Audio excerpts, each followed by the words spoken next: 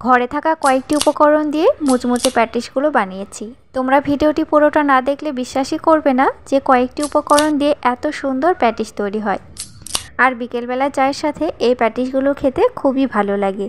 তো ভিডিওটি স্কিপ না করে দেখতে থাকো, সাথে চ্যানেলটি সাবস্ক্রাইব করে দিয়ে আমার সাথে থাকার অনুরোধ রইল।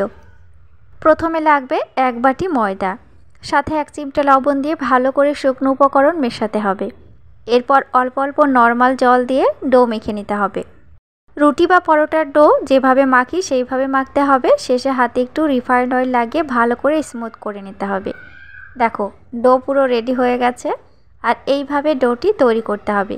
এবার ডো থেকে ছোট ছোট করে লেচি কেটে নেব। এই লেচিগুলো একেবারে ছোট ছোট করতে হবে।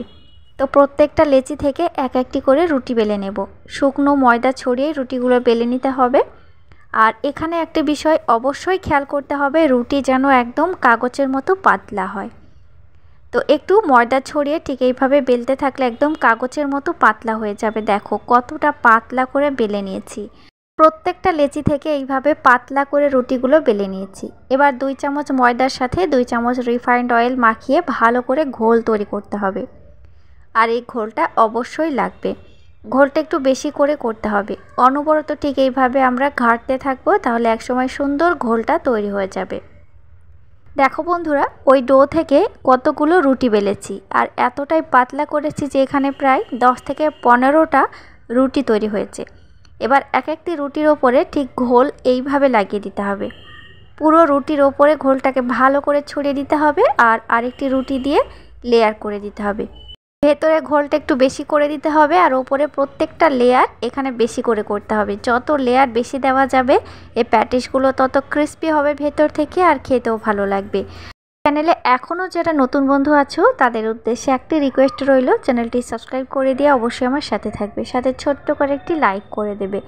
আর তোমরা কী ধরনের রেসিপি দেখতে চাও অবশ্যই আমাকে কমেন্টের মাধ্যমে জানিয়ে দেবে। তো প্রথমেই বলেছি এখানে 10 থেকে 15টা রুটি তৈরি করেছি। তো ভিডিওটি একটু ফাস্ট করে দিলাম যাতে তোমাদের দেখতেও সুবিধা হয় আর ভিডিওটি যাতে একটু অল্প সময়ের মধ্যে তোমাদের সাথে শেয়ার করা যায়। তো দেখো কত মোটা হয়ে গেছে। এবার রোল করে জড়িয়ে নিতে হবে এইভাবে। তারপরে বেলুন চাকির ওপরে রেখে হালকা করে একটু এইভাবে চ্যাপটা করে দিতে হবে, তবে বেশি চ্যাপটা করার দরকার নেই। এরপর ছুরি দিয়ে ঠিক এইভাবে কেটে নিতে হবে লম্বা করে।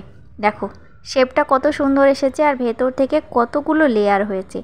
এবার আমি এখানে একটি ছোট্ট প্যান নিয়েছি। তো এই প্যানটার ভেতরে ভাজা ভালো হবে, যেহেতু ডুবো ডুবো করে ভাজতে হবে। তো এখানে ছোট্ট প্যানের মধ্যে বেশ অনেকটা তেল দিয়েছি আর এই তেলের ভেতরে এক এক করে ছেড়ে দিতে হবে। আর গ্যাসের ফ্লেমটা একদম মাঝারি থেকে লো আঁচে রাখতে হবে। গ্যাসের আঁচ কখনোই বাড়াতে যাবে না। হালকা করে ঠিক এইভাবে নাড়াচাড়া করতে হবে। একসময় সুন্দরভাবে ফুলে উঠবে, সাইজেও বড় হয়ে যাবে আর ভেতর থেকে একদম ক্রিস্পি হয়ে যাবে, কালারটাও সুন্দর চলে আসবে। আর অবশ্যই ডুবো তেলে ভাজতে হবে।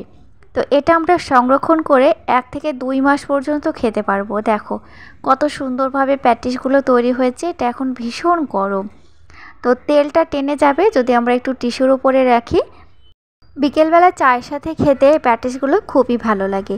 আশা করি আজকের রেসিপিটি তোমাদের ভীষণ ভালো লেগেছে। যদি ভালো লেগে থাকে অবশ্যই চ্যানেলটি সাবস্ক্রাইব করে দিয়ে পাশের বেল আইকনটি অবশ্যই প্রেস করে রাখবে, যাতে নতুন নতুন রেসিপি ছাড়ার সাথে সাথেই তোমাদের কাছে সহজে নোটিফিকেশান চলে যায়। ফিরে আসছি আবার নেক্সট এপিসোডে নতুন কোনো ভিডিও নিয়ে। Thank you.